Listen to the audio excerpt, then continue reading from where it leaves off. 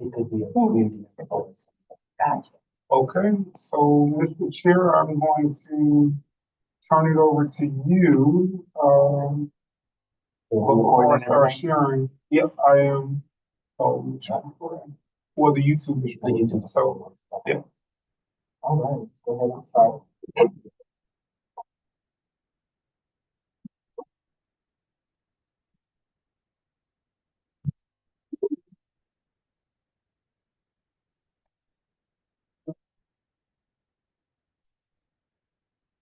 All right, good evening. Welcome to Sutton Middle School's Go Team meeting, where we will follow the agenda as it has been emailed to you and publicly noticed.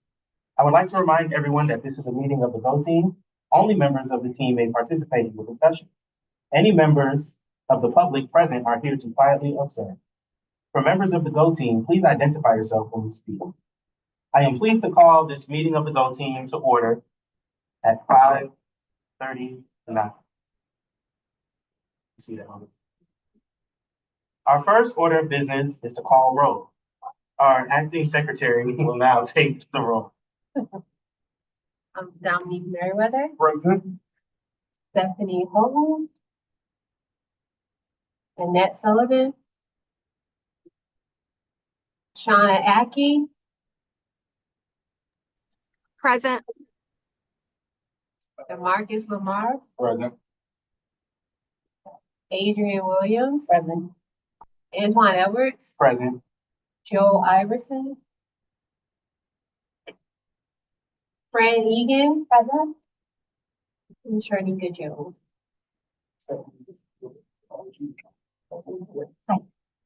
We got you. All right, secretary, is there a quorum present? Yes. Thank you. All right, now we will move on to our action items. Our first order of business is to approve the agenda. This was provided to you and copies are here. Are there any changes to the agenda? All right, may I have a motion to approve the agenda? Egan, second. Thank you. All in favor, please say aye. Aye. All right, all opposed, please say nay. Any abstentions? All right, awesome. All right, at this point, we're going to move on to our discussion items on our agenda. So our first discussion item is our strategic plan and continuous improvement plan alignment, which Dr. Merriweather will take. Okay, sounds good. Hey, Shauna, I gotta use you on this one. Are you able to see the presentation okay on your end? I can, yes. Thank you for that. All right, so hello everyone and welcome to today's meeting. Here's our presentation on my part as we prepare to move into our business meeting. So this is where we are. Of course, our strategic plan is the guide for the work that we are doing. I always look at it as our Northern Star.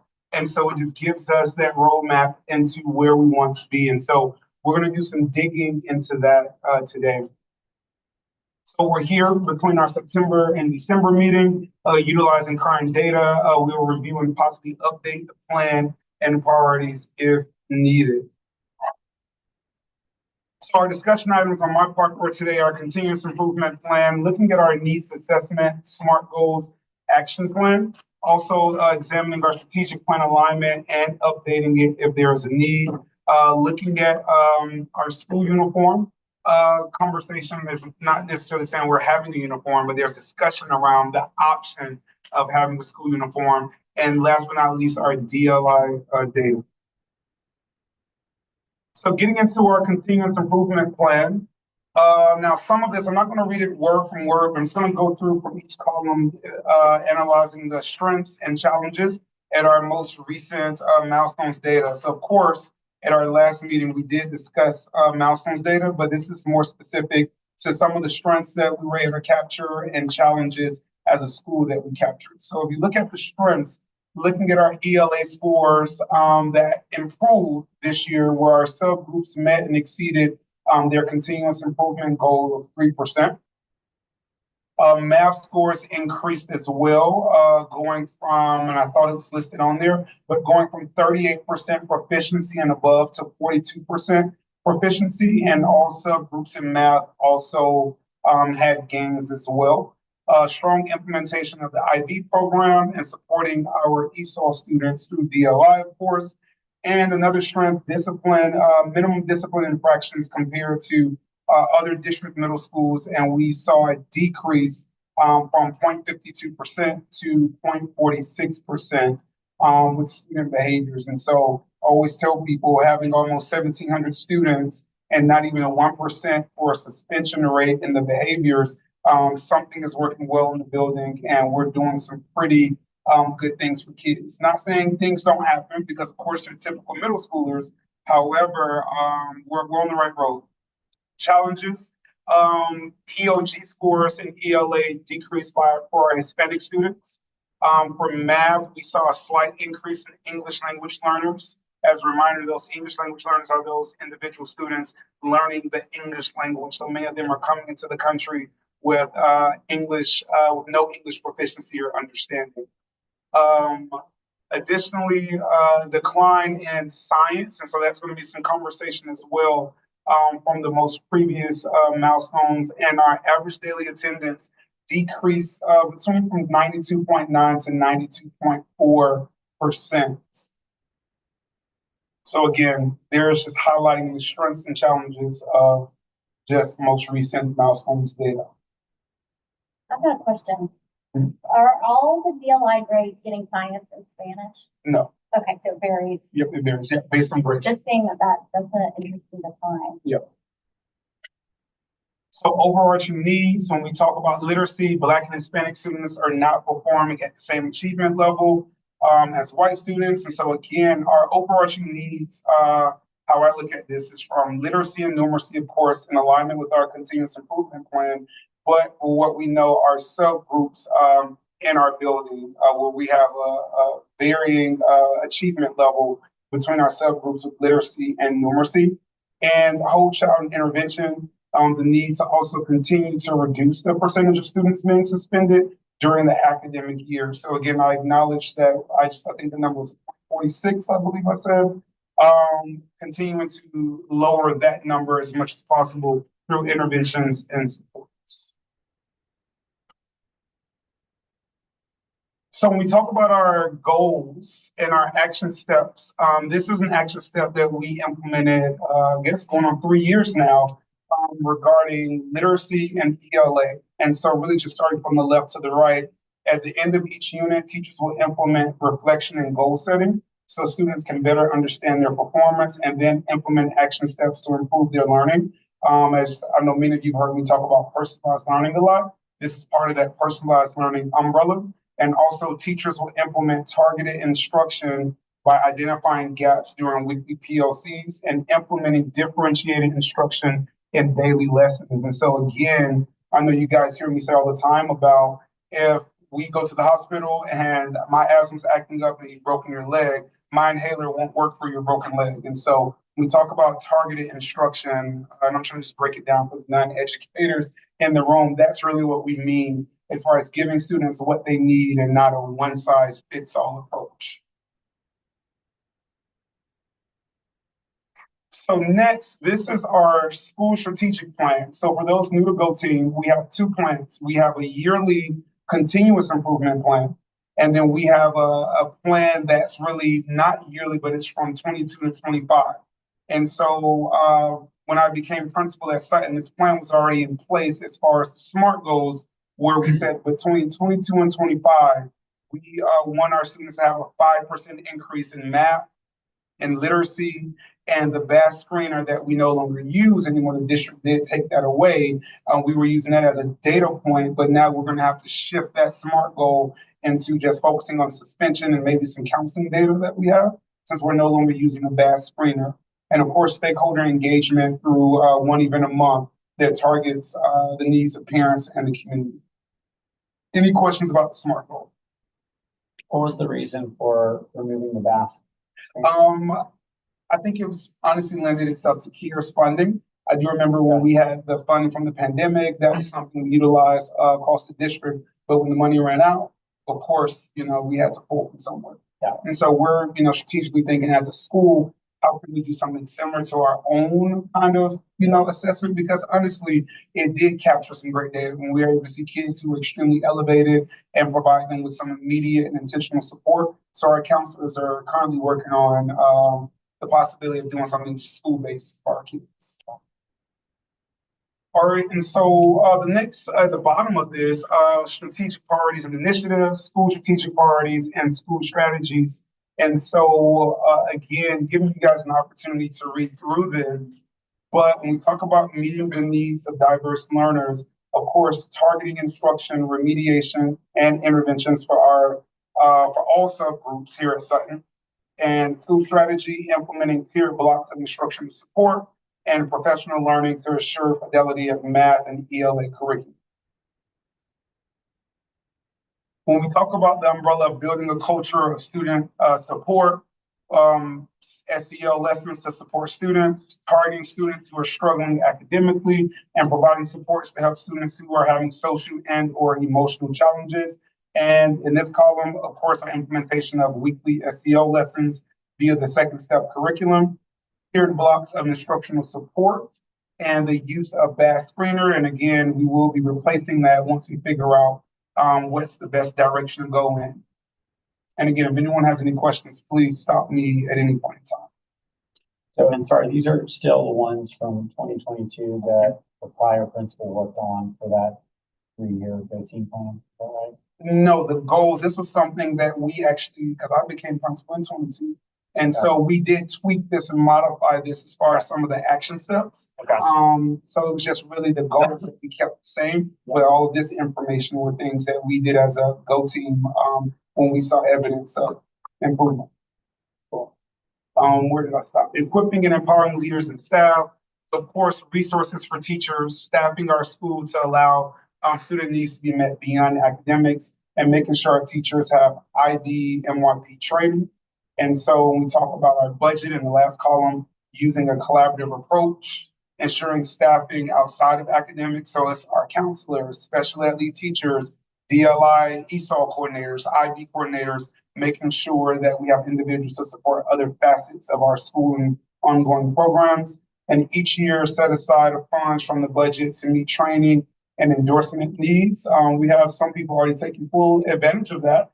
Ms. Jones has been on a few trainings so far to impact the school. And so we're excited to see the implementation. And I know Ms. Jones, you want to share briefly about the last training you went to, the peer engagement, the math, yep. The last training that I attended was with Ms. Riddle, the math coach. And it was really to just generate ideas on how to support parents with math instruction at home. Just through critical thinking type of games. So it was a lot of gameplay. And again, she is filtering that particular training that she had through her math PLC. But for me, it really just further stimulated my ideas to provide more hands-on type of activities for the teachers to support the students, because that definitely raises engagement.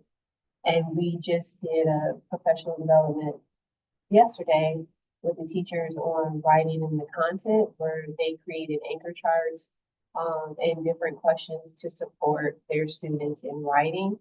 I'm saying that to say that that idea came from the training, just again, really providing more than just a discussion piece or just written type of support to teachers and parents. And so just to kind of underscore, thank you for that, Ms. Jones, for sharing that. When we talk about literacy, literacy is embedded in everything that we do. Reading, writing, speaking, listening. And so I'm excited to see teachers receiving that PL, professional learning, moving forward with making sure students are challenged and making sure students are writing, speaking, and presenting and listening in all kinds of areas, whether it's band, dance, orchestra. So making sure that we have a solid literacy foundation, because again, even if your kid is excelling in math and not doing well in literacy, I always tell parents, it makes no sense if the kid can't understand what they're being asked. So there is a missed opportunity if they're lacking the comprehension and the ability to analyze and break down the question. And so we'll be providing throughout the year updates on our literacy initiative and how that's moving along. And the last bucket here, creating a system of school support, engaging parents and community through effective outreach. I know we've been doing our parent universities sessions. I know we have to reschedule the one from last week. We'll focus on student support, but also hosting a minimum of 4 parent events during the school year with bilingual Spanish translation. I acknowledge that we do more than 4 a year, but at minimum 4 should happen. I think in a year between first and second semester, we exceed well over 12 events at least that we do with parents. And so again, just kind of still doing that and offering support for our bilingual families as well. And providing access to school events in multiple modalities, whether it's live, Zoom, or recorded, and providing training and support for parents on supporting students, whether it's SEL, technology, or targeted outreach to so.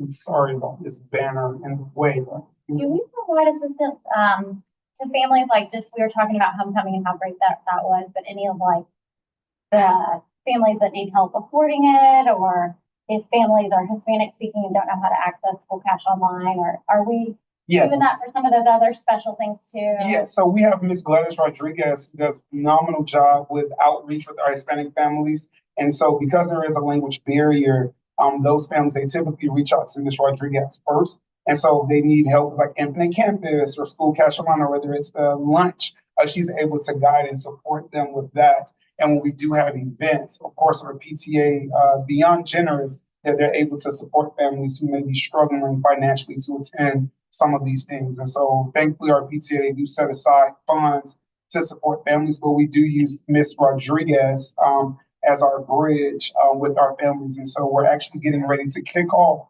our community events where myself and Ms. Rodriguez, we go out to different areas in the community after school and we meet with families. And so that's another way that we try to bridge the connection, hear their concerns and feedback, and some of the just information they want to share with us.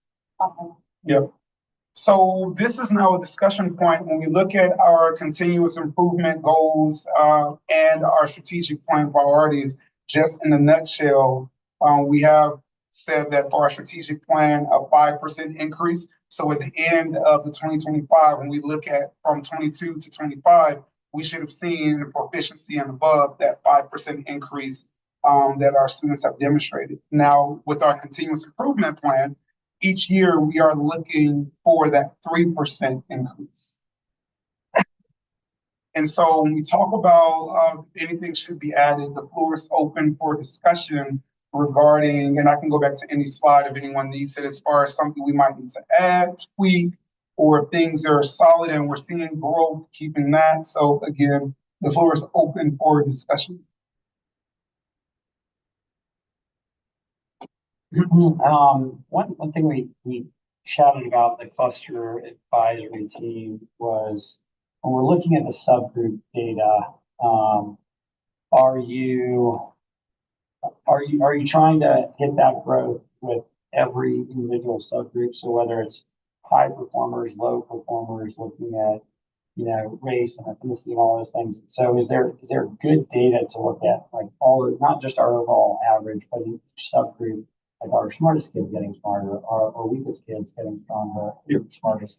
So we do have that readily available where you can see whether it's by race, whether it's by students with disabilities or gifted, where you're able to see the progression each year when we look at the Georgia milestones.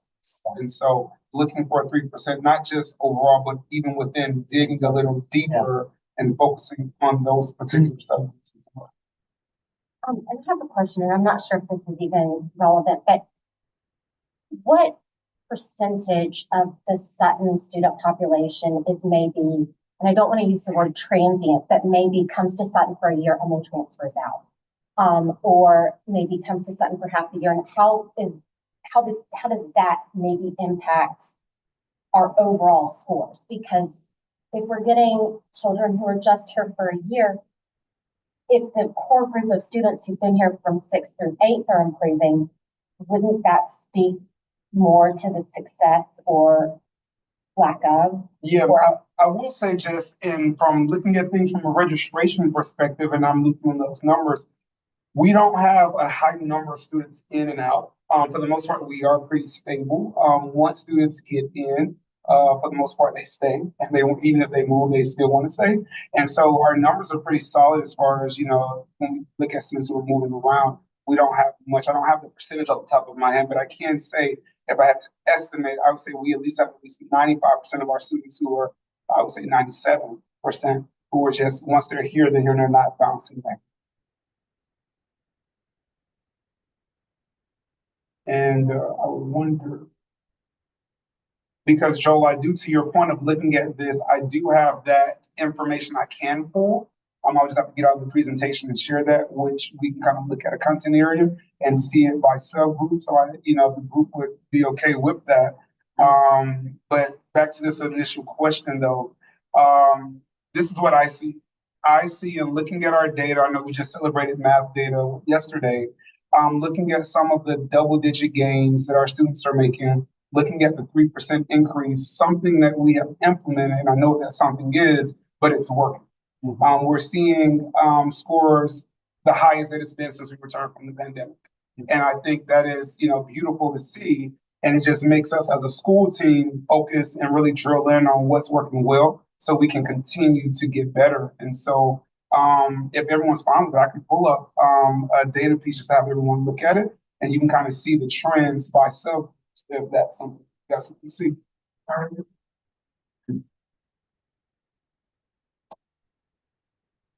All right, and to those online, I'm going to make sure you're able to see this as well. Give me a second to work some magic. And you said y'all just found this data yesterday? I'm out there. Yep. Okay. Yep.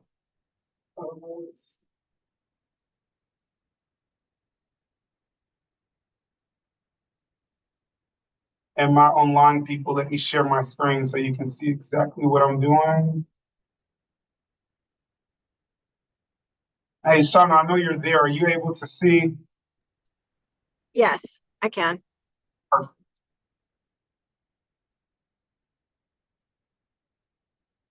So what I want to do now, to Joe's point, I'm going to try to make this big so people can see it. Okay. Is this a good viewing point? Yeah. So what I want to do is when we go here to comparison group, let's look at it by ethnicity, for example. And I'm going to take all of this out and make it easier. Just give me a moment. I'm going to look at math. So when we look at math and we look at our Asian Pacific Islander students, we see 29 of those students, 65% of them are proficient and above. But I'm going to go down just a little bit. And again, this next green column, these are our Black students where they jump from 22.4%, sorry about that, to, I'm all over the place, sorry, to 25.4. So you see that there's a 3% increase with these students, just going up a little bit. Our Hispanic students from 18 to 22%. And everyone's seeing where I see that number right here. Yeah. When we look at our multiracial students from 41% to 52.2%. And when we look at math for our white students in this category, we see 75.9 to 80%. So we see some strong gains there. And what I really want to highlight, sorry, the pressure is on, having to people watching and navigating it. It's like I'm doing surgery on here. Thank you so much. Thank you. So when we talk about another subgroup, when we talk about our students with disabilities for math, these are our students, these are not students with disabilities. So when we look at our just normal general ed students, we see an increase from 42% to 45.9% for math from the comparison of the milestones. And again, when we look at the most recent one, the highest we've been, 2019, we are inching our way back up to supersede this 54.5%. Now, when we look at our special education students, we see from 13.2% and they jumped up to 19.6%. And again, these are students with various disabilities. needing, in some cases, some real instructional supports, intense instructional supports.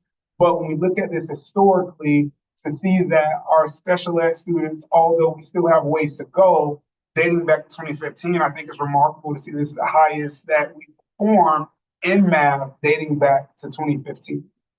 And is anyone within IEP considered that? Yep. Yep. And so that's just math. And the last thing I want to do is give you a snapshot of ELA.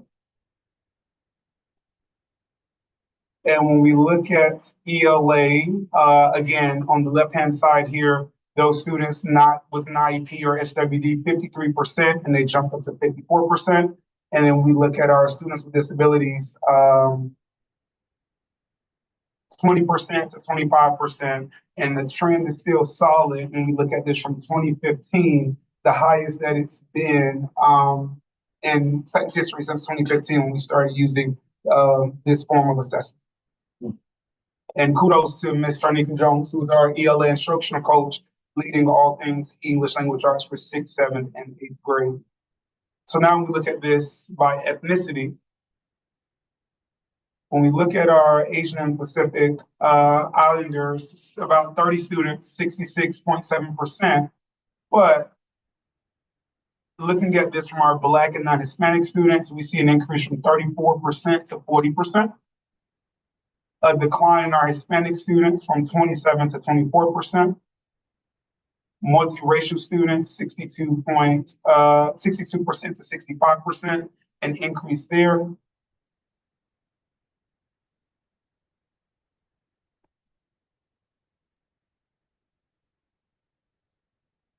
And a small slight increase with our white students from 83% to an 83.2%. Any questions just about this this data that I'm shooting? And then are you able to sort of look at like your top performers, like specific TAs, like when you have a definition of like sort of your academic top performers, are they also growing at similar rates? Is that possible? Yes, there is a way I have to play around with it. But as of now, just when we look at our comparison groups from ethnicity, English language learners, and SWDs, that's what I'll have to probably reach out to the district and see how to access, our gifted students to see their performance. Yeah, that's because that's one of the things we talked about at the cluster thing was like, hey, how do you, everywhere from your IEP students to your gifted students, and each subgroup is all like, regardless of where they are, we're using them all for, right? We're not leaving anyone behind. So, yeah, no, definitely. And I think that goes into our push this year of making sure that we're not only focused on remediation as a school, but we're also focused on acceleration. yeah. Those kids who are already showing mastery, how are we continuing to push them? And so the last piece that I want to share, when we look at our milestones comparison for the 2024 school year, and we compare it to all of our middle schools in the district, in this top bar right here, this is our district level percentage, where 38% is beginning, 26 developing, the light green is proficient, and the dark green is distinguished. And so we are still in a place that we are exceeding the district scores, and our students are doing extremely well. I will share, when you break this down and you look at the number of English language learners we have as a school, more than any other school in the district. The number of special education students that we have in our school, more than any other school, I would argue, combined in the district. And then when we look at the overall numbers of our schools, where we are leaning towards 1,700, we outnumber 3 and 4 schools combined here. And so when we talk about the number of students and just some of the moving pieces and parts to make our school run, I would say we're doing a phenomenal job with this. And what I will do, just to let you guys see, I'm not going to start here.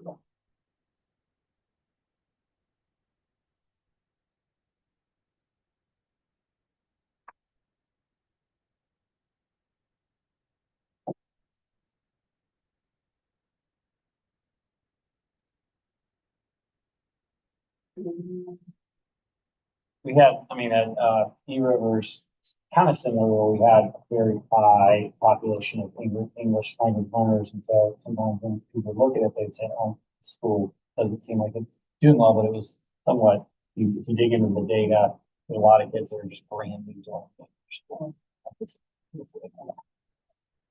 In that extent, so. Yeah. But we're having problems, or not problems, but there's more students coming in the room, coming in and then leaving. And so there's just a lot of constant student turnover. So what I wanted to bring everyone's attention to so we can continue on with our agenda. So when we look at our year-over-year comparison for our school, and this first column focused on ELA, our proficiency. And so again, this dates back to, well, on this column, 2018, but we see overall proficiency and above, 50% of our students overall are showing proficient and above in ELA.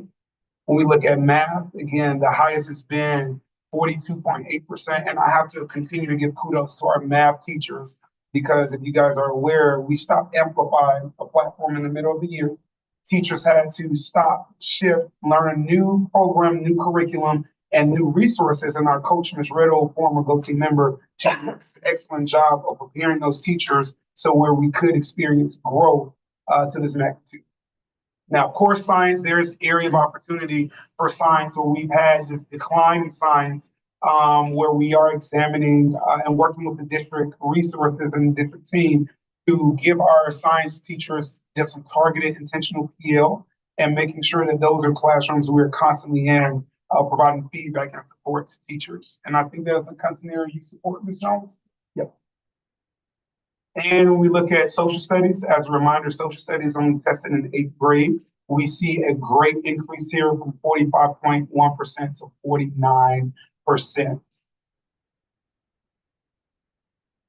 So in the perfect world, if I had to match one, 100% is the goal for this green bar to be for everyone with us who are non-educators and the ones on the call. Now, of course, we're making strides to get as close to 100% as possible. But for me, when we look at ELA, math, and social studies, most definitely we're trending upward in the right direction. And just like anything that isn't perfect, our really area of opportunity is all subject areas, because we want to continue to grow our kids, but really an intense support for our science. And science is only tested in the 8th grade, by the way. So does that mean this year's are the current 8th graders or? This is the current 8th graders. Yep. Okay. Yep. And it's tested at end, The end of May. okay, we made them. Yep, they'll take the test. Yep. Hey, Shauna, just a post check. Are you able to see the screen, the PowerPoint? I can. Okay.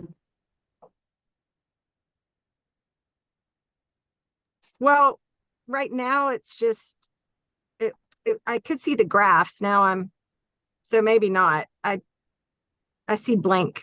Actually, I see like a blank graph now. Okay. Now I see you.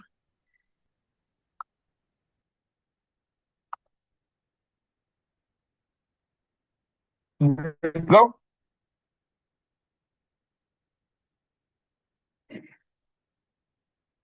All right, so any questions so far based on that data, based on what we just reviewed as a Go team? Very impromptu, but I did the best I could to show you what I you know. Okay. So next, do we have any updates that we're considering or thinking of making to our strategic plan? When we look at our plan in terms of our literacy and numeracy, do we have any changes or updates that anyone, again, the floor is just open for discussion regarding the plan? And I can go back to it if anyone needs me to circle back to it. Our strategic plan. And again, for me, the biggest takeaway from me is our strategic priorities where we are targeting instruction. And so for me, that encompasses not only those learners who are struggling, but those learners who are already excelling and showing mastery. How are we personally accelerating those learners?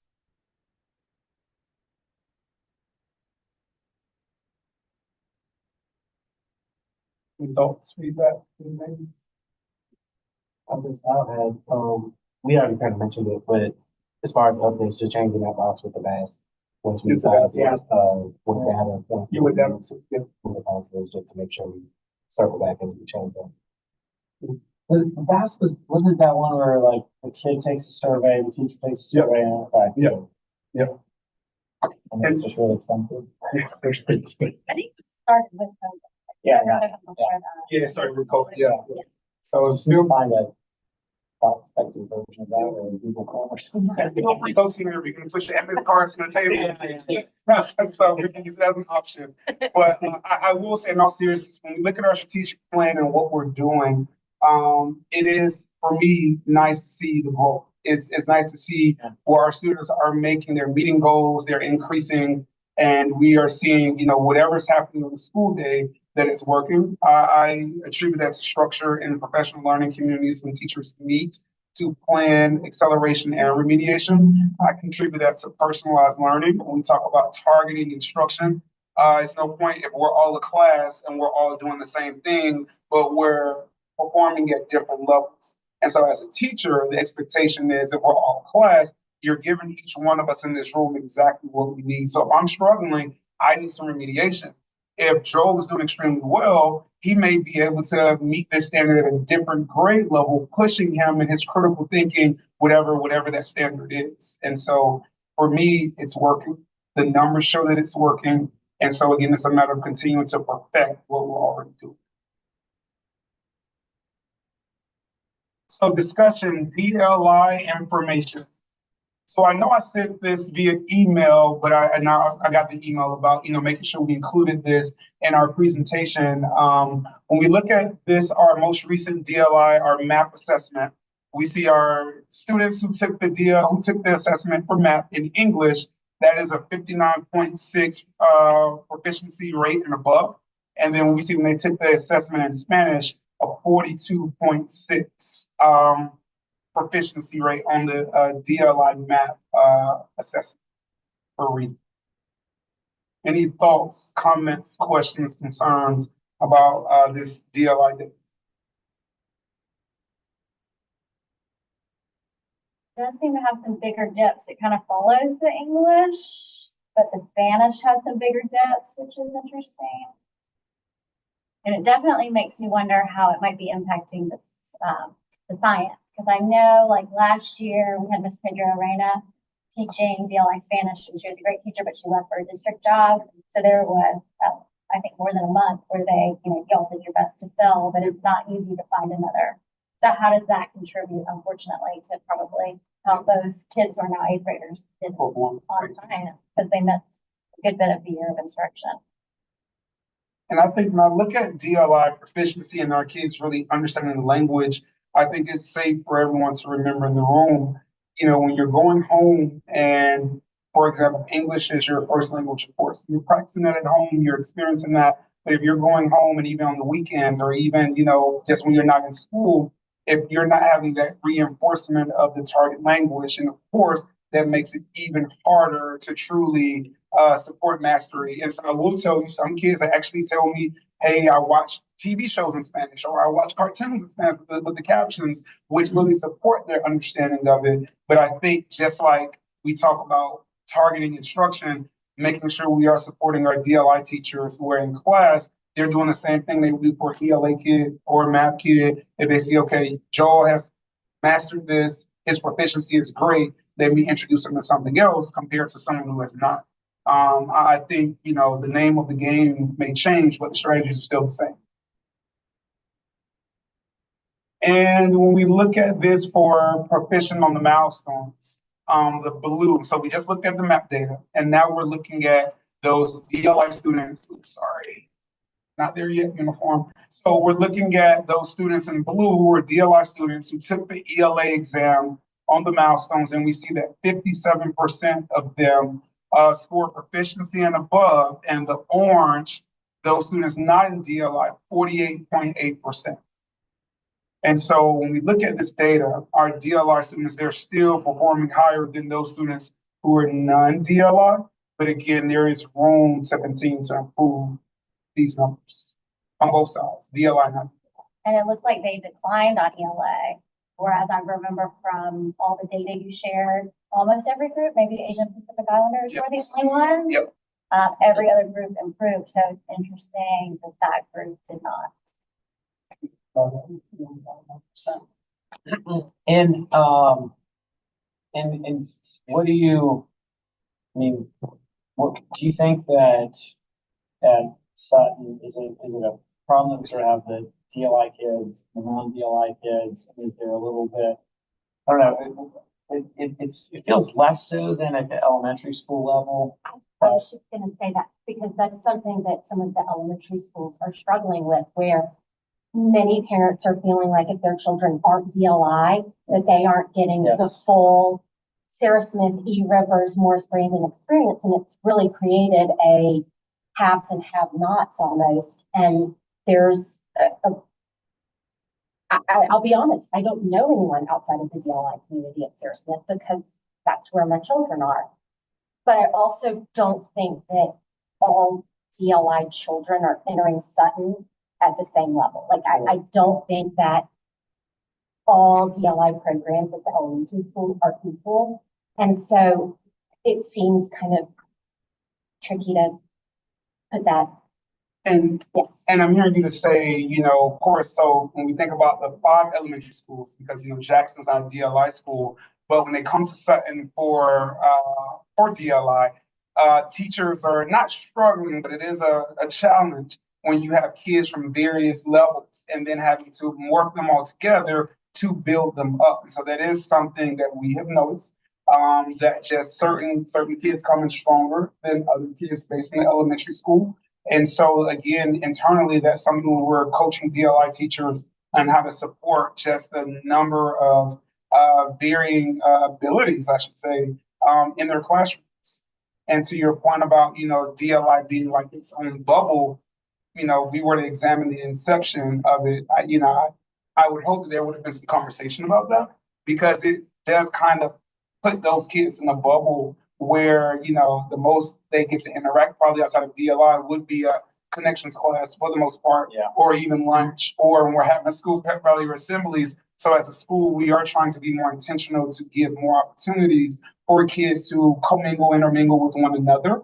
But the reality of it is, if you're in DLI, typically you guys are following each other because it is a specific set program, just for those kids. So I will say that is one thing that I have enjoyed about Sutton. Caroline is DLI, but she also is in 6th grade was Gates Science and Accelerated Math. Now she's in Accelerated Math and in Gates Social Studies. So she is getting to interact with a lot more students. And I think that is something we can figure out how to make it work at the elementary school. I just don't think it really can. I think it's much better here at Sutton. Yes. In that regard, sort of just the better intermingling, less like, hey, DLI or non-DLI. It's like very binary at the elementary school. Yeah. All right, are we ready to keep moving? Any other questions? I guess we could go back one, just the Spanish. So as a parent and having my child in DLI, it makes me concerned that 40% proficient. I see the trend that it's kind of, been around there and it went up from last year, but as a kid who's getting instruction in Spanish, 40% average, it makes me nervous to know they're learning social studies or science and how that compares, 60% for English is a big difference. Yeah, I would say for me, when we look at just the target language for DLI, and team, feel free to chime in. But for me, when you look at the opportunities that kids are introduced to the language and they're able to practice, now for me, I think anything beyond 40, now of course 40, we want our kids to be higher, of course, right? However, for them not to be speaking Spanish in a full day, we were a full DLI school. Spanish is beginning, sunrise to sundown. I would expect that number to be a bit higher, but because our kids are back and forth between English, between Spanish, I think that plays a factor into this as well.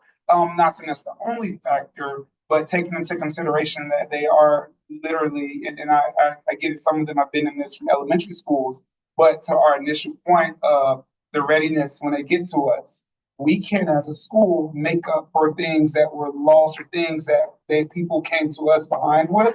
And so I have made it clear to my DLI teachers, I don't expect for them to try to make up years of things that they're trying to recover. They're targeting their instruction based on when they see the gaps with our DLI students. Now, in the perfect world, we would just have a straight school for K through 12, all DLI. But again, it's interesting when we see the kids coming to us from elementary and we're playing catch up. And that's really a trend that the DLI teachers have noticed, that some of them are just far behind when it comes to their peers. And now they're having to work triple time in the classroom to try to catch them. And not all of the DLI programs in the cluster are the same. Like E. Rivers and Sarah Smith are, I guess, or this was my understanding, was that well, no, we were kind of on the same boat where it was like, you know, you've got an A week and a B week, you've got an A class and a B class, and they alternate each week. So you get all instruction in Spanish for 1 week, and then it kind of goes back and forth. And I was under the impression that Morris Branding was different, that they were. We do have to, yeah, you switch. I'm curious, to your point, can we see if they're improving while they're at Sutton? If we don't agree, you know, or if we do agree that they come out different places. What? Like It's the Spanish. For the Spanish, So yeah. knowing they come out different places, but are we able to demonstrate any kind of growth once you guys have them here? Well, I think that growth is really in this map data when we're looking at the map assessments and we're looking at, you know, for reading, for example, how they're performing across grade levels. I think when we look at this number is 42.6. When we take our next map assessment and the DLI students take the assessment, there will be a data piece that we're able to analyze and examine to see. So these are the same kids. These are the same. I was thinking like it's a year ago. And then I would imagine, especially if they are English as their primary language, when you see that drop off in spring, then the kind of, it's like you're going to get some learning loss when you're not in school. And so I would expect to see kind of a little bit of this. Yep. So, and again, my focus, you know, I tell people this, especially teachers, that, you know, this is something where when we talk about Spanish proficiency in this DLI, this is where truly, for me, I believe as principals that it takes a village. Teachers, you know, in the perfect world, kids are going home, practicing, continuing to develop their skills, you know, and I get teachers only have a limited amount of time, and what they're able to do to move students. And so for me, teachers are really, you know, working overtime extremely to make sure they're getting students where they need to be, especially if they come in struggling and they have deficits very, you know, low. So when we talk about personalized learning and targeting instruction, it's continuing to take it one day at a time and looking at opportunities. I know Ms. Medina and Mr. Vance, who's both lead our DLI and ESOL students, thinking about just opportunities that we have upcoming of field trips and making sure that those kids are being able to go to restaurants, order in Spanish or museums. And so, of course, in addition to what's happening in the classroom, giving opportunities for that real world application. I think that personalized learning piece is awesome because to your point, there's this hodgepodge and there's big classes and there's one teacher. Yeah. So how do they, but if they can apply some of the personalized learning principles you guys have in other areas to say, Who's getting it, who's this not. group needs something different than this group, even though they're all in the same class and I don't have another class to send them to. Yep. Any other just questions about this? Good, definitely great conversation. Any other questions? All right. So discussion, next topic, optional school uniform. And so this is something just being very transparent. I removed this from the previous presentation because when it was sent to me via email, it was like, it was an option to discuss it. And so I'm like, we know our community is not interested in a school uniform, so I just didn't speak on it. But I was told after that I needed to, so here we are. So optional school uniform. So the Board of Education, they updated our district dress code policy. And so basically for the 25-26 school year, if anyone is interested or any school in maintaining or exploring an optional school uniform, it must go through an engagement process. For us at the middle school level, it's adopted upon agreement of the principal, GO team, and the elected student government.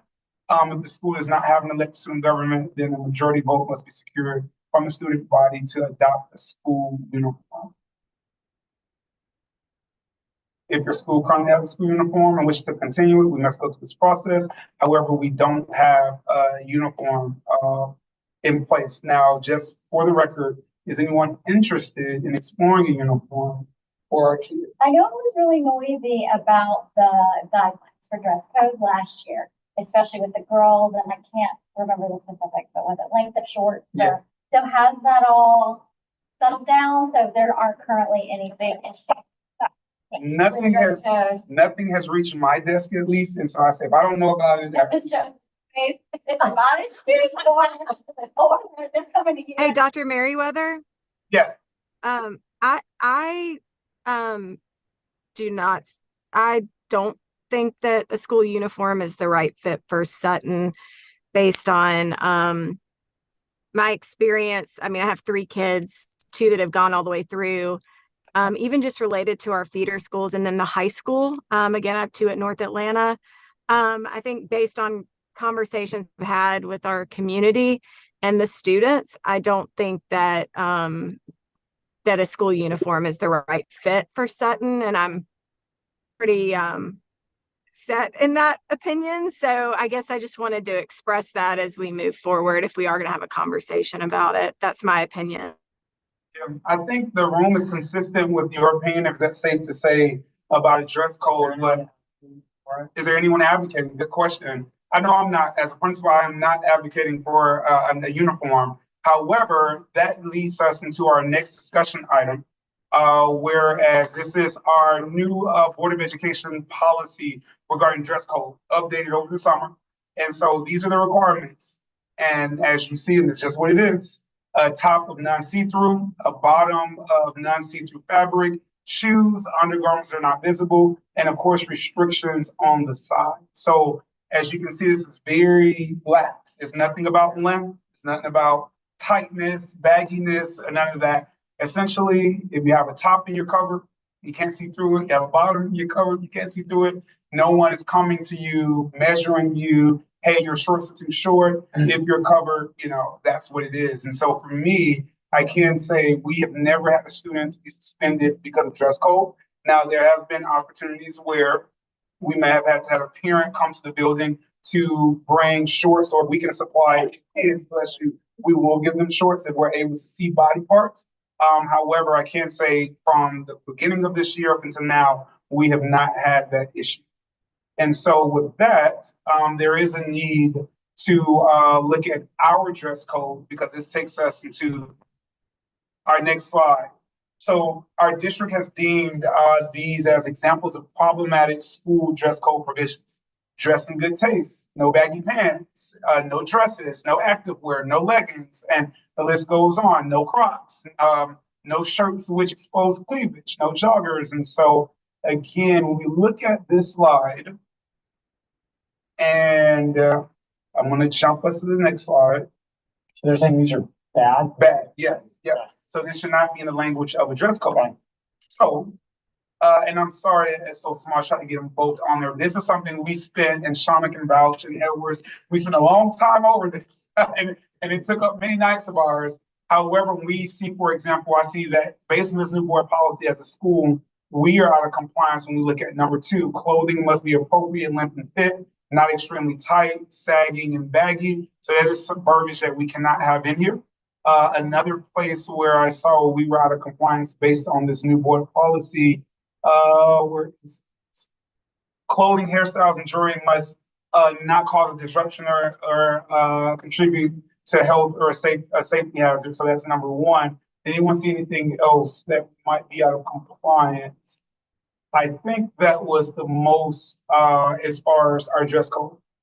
So, and also the image too, out of compliance with the image, definitely. And my feelings are hurt because it took us forever to find this image. But no, go ahead, Shauna. Yeah, I had brought up earlier too, we mentioned slides, flip-flops, all those things. They mentioned Crocs, but I just wanted to raise that. Yep. And So what's the difference between just saying you have to have a shoe that covers the back and saying no Crocs? Like, are those? Crocs have a back. yeah, they have a sports mode, so that's a different discussion for another day. However, the beautiful thing about this, now look at this, it's not much that's required on our end. And let me tell you why. Because my recommendation to the team is that we take board policy of this information and we simply adopt it. I can assure you and tell everyone, no one's being suspended with dress code. It has not been an issue, knock on wood, but I have not received emails from the community about dress code. I have made it very, very clear to staff, and I will even reinforce to staff that, again, times have changed. Some of our staff members, they were in middle school 50 years ago, 40 years ago. And so it has been an adjustment for them. However, for me as a principal, my focus is making sure we have kids in school, kids learning, and most importantly, kids are comfortable as long as it is appropriate. And so with that, I took the liberty of taking that information just to save us some time there. You take one and pass it down. If you're in person, this is what I developed on October 1st, today. So essentially, to be honest, this is strictly board policy, copied and pasted into the new format, and this would be technically our dress code. Now, the only thing I want to bring to everyone's attention is number 5, is that I did keep in there for security and safety reasons, just regarding the coverings of people's faces and also book bags and backpacks. That has not been an issue. We do allow small totes that kids are bringing, they're able to bring to class. And of course, heavy coats, we do encourage students to place those in their lockers. Just being very transparent. A lot of this, times are different. A lot of this deals with the safety and security of everyone in the building. And I have seen a difference when we place heavy coats, which you can't see what's under and things of that sort. It makes a difference. When we know book bags, for the most part, should be in lockers, it makes a difference. And then also being able to identify people on camera when we are looking at the cameras, having hats and hoodies and things on, it makes it extremely hard to identify students and make sure that we have actual students, in the building. And so that was just one bullet I wanted to bring to everyone's attention. Any other thoughts just about this dress code? Now, again, for me, not looking to get the community up in arms, because if things are working well, they're going to continue to work well. And the only thing that I would do is just to make sure I reinforce this with our staff, making sure that they are aware that if they see something, best practice for us at Sutton is for the teacher to get an administrator involved. There should never be a case of a public humiliation or witch hunt, as I say, where a kid feels humiliated because a teacher has addressed what they have on in front of other students. To my knowledge, that has not happened. However, I am pushing for staff members to just seek administration, pull the student to the side if there is something egregious that is in violation of the policy that they see. But again, outside of that, I am not looking for dress code to take away from teaching and learning. I like that you just followed the language and put it in the format. It seems like it was. Yep. And that's really all I did. I followed the language of board policy. We can't supersede board policy. And so here it is in black and white, just very direct and very black.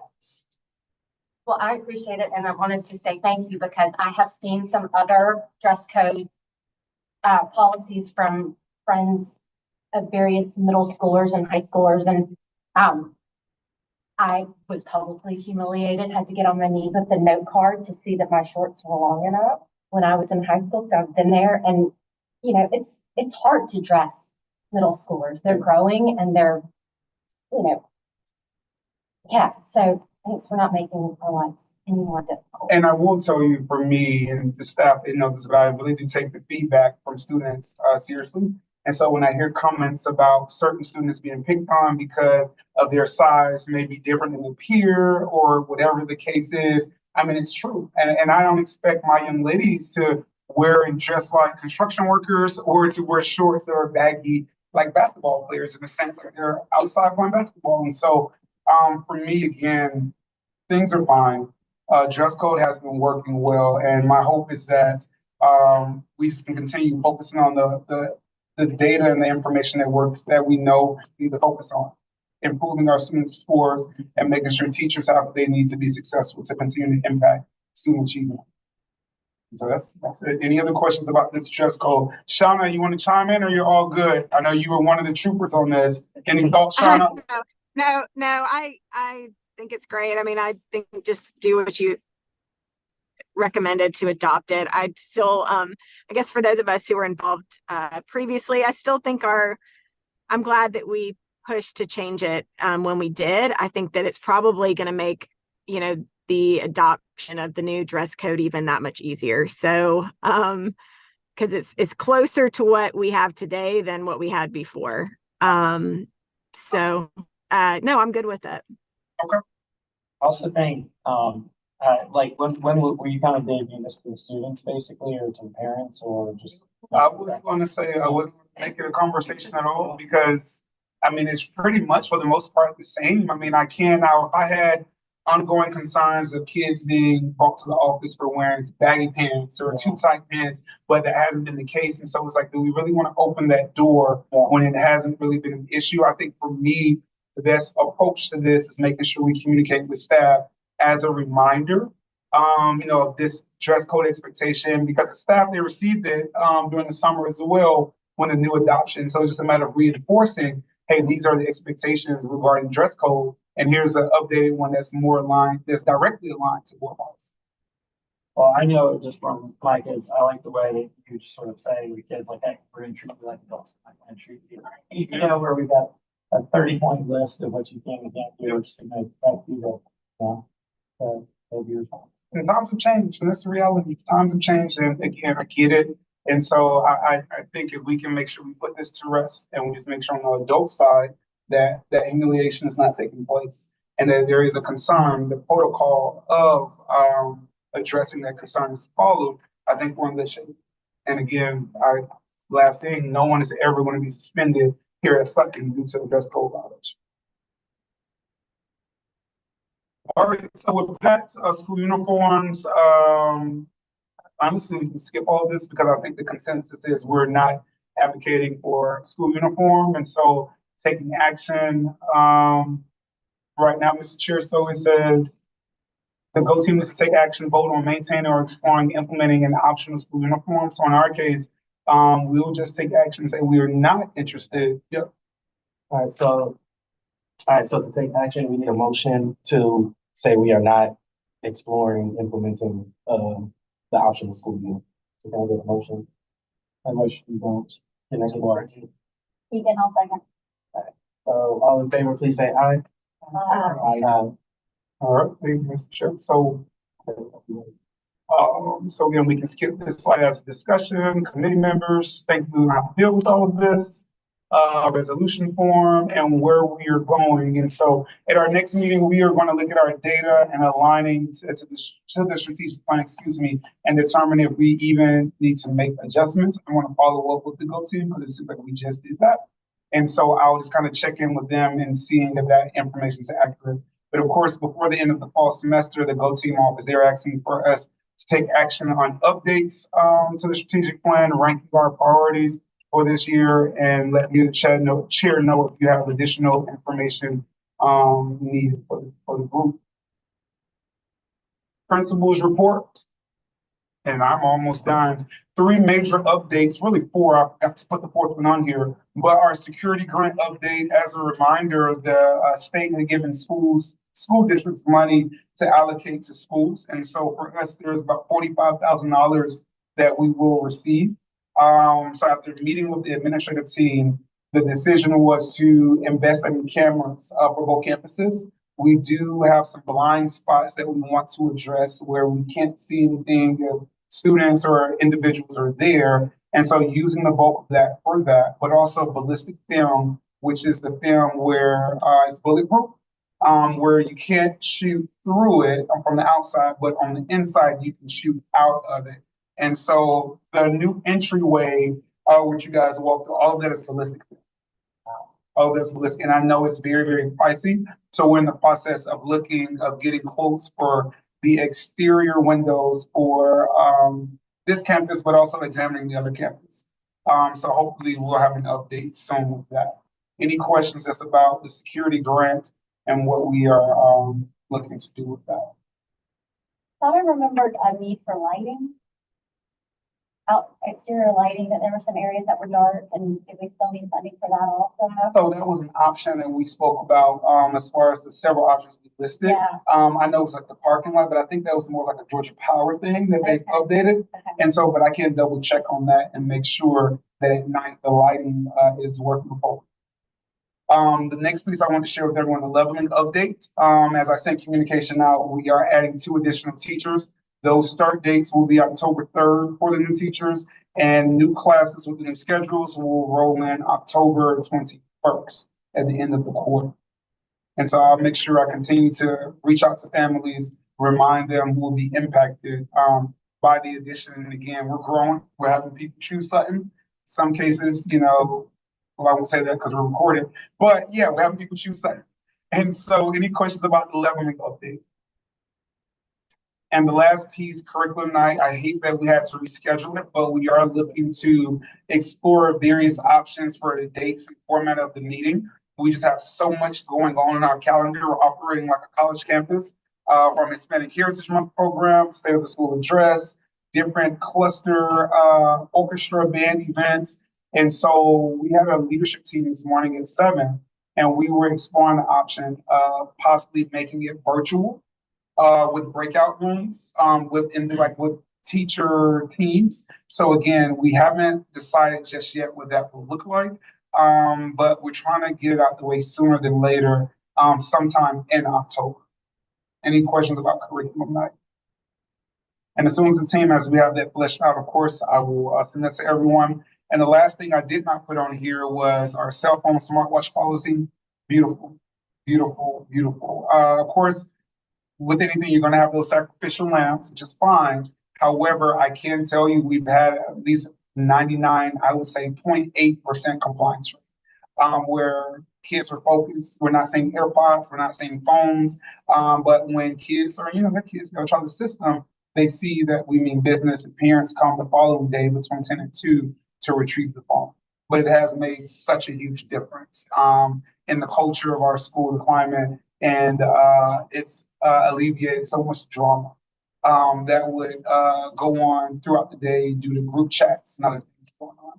And students know if they're found they are communicating during school, or if they're sneaking to the bathroom, because we can't monitor everything, let's just be honest. But in any event that we see that happens, then a phone is confiscated. And of course, the second time, part of our policy is that the phone is banned for an entire semester. Any thoughts, comments, concerns about the cell phone policy? And the computers and the phones, we got to figure it out. Yeah, we have one up on the students with that. Yeah, we outsmarted them with that one. Okay, and so with that, that is all that I have. And so what I will do is stop sharing and turn it back over to our chair. So the only other thing we have under our informational items is our cluster advisory team update or report. Yes, it was short. It was mostly a quick update from the superintendent. He just shared about broad APS wide sort of budgetary issues. Really, the main things that he shared is that at the district office that they need to make some cuts. They're looking at budget cuts, and then On the administrative side. the administrative side of the district office. And then the second thing is there's a lot of schools within APS that are very small, like 200 kids small. And the problem is the cost per student is almost, sometimes 70, 80% more cost per student, because there's so much infrastructure for 200 students that's the same for 600 or 700 students. So they're really having to look at kind of the way they need to merge schools and do some things around that. But there was no kind of concrete plan, but we just said, hey, this is something that's looming that we have to fix. And then we had our cluster breakout. We had to come up with kind of 2 main cluster goals. Some of these I think were somewhat residual from before, but number 1, priority 1 is cluster collaboration and communication across our North Atlanta cluster. Not totally sure all of what that entails. There's other people on the team that have been there longer. And then priority 2 is that subgroup performance and data disaggregation. So kind of, again, saying, hey, what can we do as a cluster to make sure every group from IEP kids to gifted kids to white, black, Hispanic, everybody is moving upward, sort of cluster-wide goal. So that, and then we set 3 more meetings. I somehow got elected secretary, so I'll have to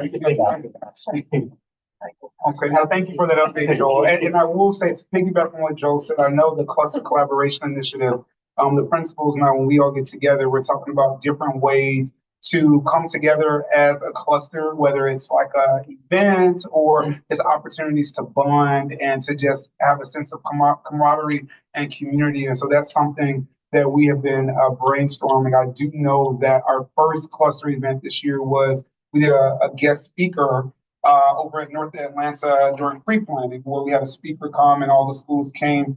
Sutton did not attend. Just being transparent, there were some pressing things that we needed to take care of regarding data and achievement. And so, what I say that to say, we are hoping throughout the year just to have opportunities to bond and get together as a cluster. And so that's kind of the purpose there. So with that, turn it back over to you, Mr. Chair. All right, we have now reached the public comment portion. There were no one signed up for public comment, so we're gonna move past that. All right, now we are moving on to our announcements. Does anyone have any announcements that they want to make?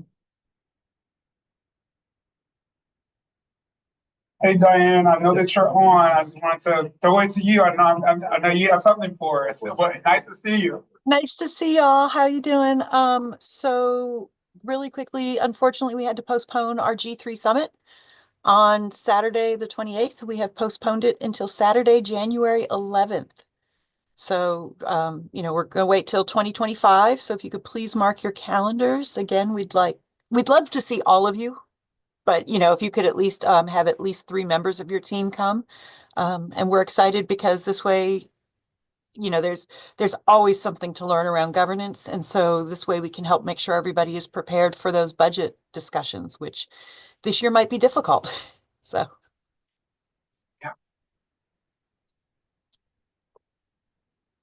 I'd like to say great job to all of you for the dance, great reviews on the dance on Saturday. Yeah, that dance, and I was talking with Fran about that. Our dance was a hit. The best I think we've had in my 7 to 8 years of being here, and the most kids we've ever had to attend. We had over 650 kids there. Wow. And it was rocking and rolling. They really had a good time. And 3 hours. for 3 hours.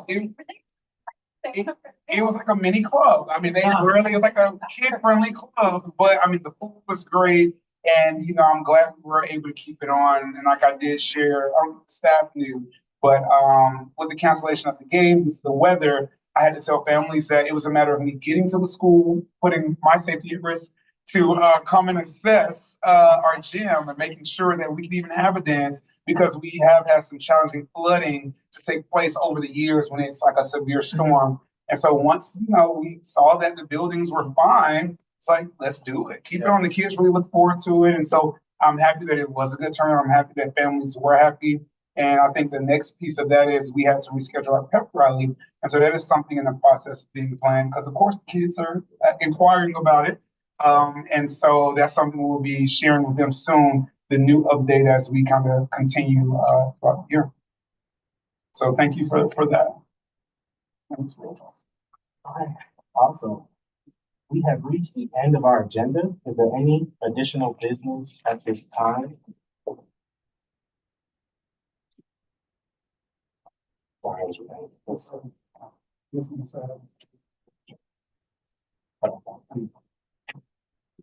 right, may I have a motion to adjourn the meeting? Motion, I'll make it again. A second. All in favor, please raise your hand and say aye. All opposed, please say nay. All right, our meeting is returned at 6:51 with this jump. And Ms. Walker, just in your message on the chat, if you will reach out, you can email me or Ms. Rodriguez. Our email account addresses are on the website regarding making a connection. We'll be more than happy to get you situated and join us in some of these community rounds. She's from Redefined Ed. Okay. All right, you guys take care online. I'm ending the call. Thank you again for your time, and we'll see you later.